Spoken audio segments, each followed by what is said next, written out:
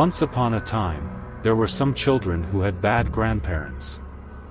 These were not the kind of grandparents we've all come to know and love, like sweet old grandparents. These grandparents could be quite awful and mean, especially at bedtime. When all the children were safely tucked away with their bed covers up to their chins, the bad grandparents would ask the children if they were ready for their bedtime stories, and the children always said, yes, even though they were scared and knew what would happen next. They said yes anyway, they couldn't help themselves, you see. And so it would begin. The bad grandparents would tell all the children the same terrible bedtime stories every night. The most awful, horrible, vicious, evil, scary monster was in them. Every night.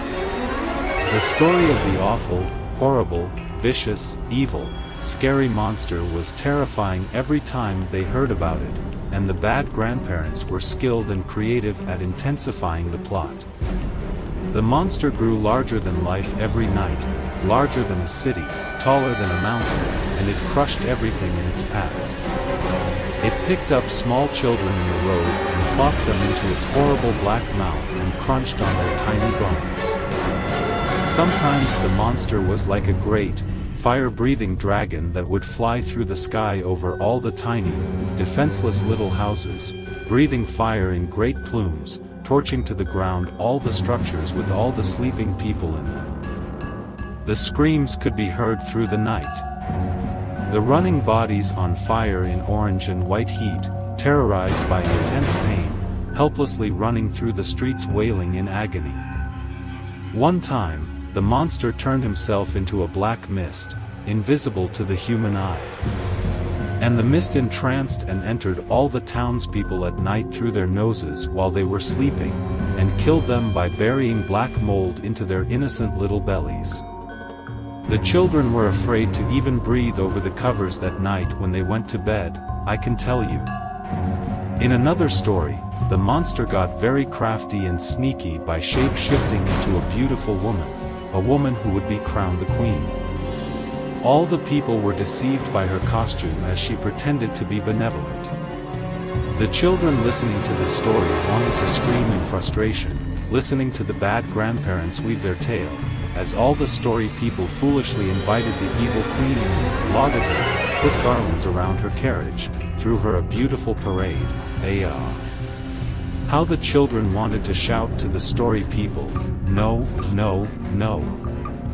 But they were too afraid to speak, and the people in the story wouldn't have listened anyway, even though the children knew their fate. It was terrible enslavement and torture by the evil monster queen. The children hated these stories. They hated themselves that they'd asked for them. The next day, while they ought to be playing and having fun, they would argue with each other about which story was more terrible, which version of the monster was the worst, who had been the most afraid the night previous.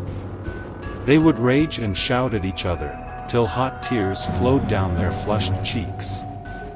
And they would sometimes spit and stamp their feet and claw at each other in anguish. Then, they would each go off to their corners and grumble, until the next night when they would be huddled again, writhing under the covers for the next installment. Every story, every night was like this for the children, a concoction of bad emotions wrought by stories told by these bad grandparents. Fear, loathing, frustration, horror. And the children were foolish to repeat it, night after night, asking for more and more, dreading the stories but unable to quell their addiction. And so many years went on this way, the stories, the bad grandparents, the horrified children, the midnight terrors. Until one day, when the last child had grown to puberty, the mood in the household seemed to shift. They were not babies anymore. They knew they were growing towards adulthood, and they would put away old, childish things. So, one night, when they were all snuggled in, and the now ailing bad grandparents slyly asked the children if they were ready for their bedtime story, the youngest of them sat up in the bed and politely but confidently said, "No, thank you." A stillness settled into the air of the room. The other children froze in their beds. The hairs on their necks and arms rose up with static electricity as the candlelight in the room flickered and crackled. One could almost hear a teeny-tiny high-pitched whine coming from the back of grandmother's throat. Grandfather blinked twice, but the child did not. And then, suddenly, as if magic, the standoff was over. The bad grandparents smiled, said goodnight to the children and left the room, never to return with another scary bedtime story again. The children had finally decided, you see, they listen anymore. And so, the stories were over. The children were free. The children lay in the silence together, savoring sounds of the night, the crickets outside their window, a distant owl, the toad song coming from the pond at the edge of the woods, and the quiet of the moon. Then, their eyes began to feel heavy and the children let go and they drifted off to peaceful sleep. There would be no nightmares tonight or any night henceforward. The bad grandparents went to sleep too, much deeper, a deeper sleep than ever before, deeper into the mist and the silence of the house without a night filled with whimpering children. The bad grandparents died in their sleep that night. And while the children would light the candle and say the prayers for their souls, honoring them in the annals of their family history, they would never miss those bedtime stories. Not a single one. They would never seek out or ask to listen to a terrible story like that again, having grown up and put away such childish things.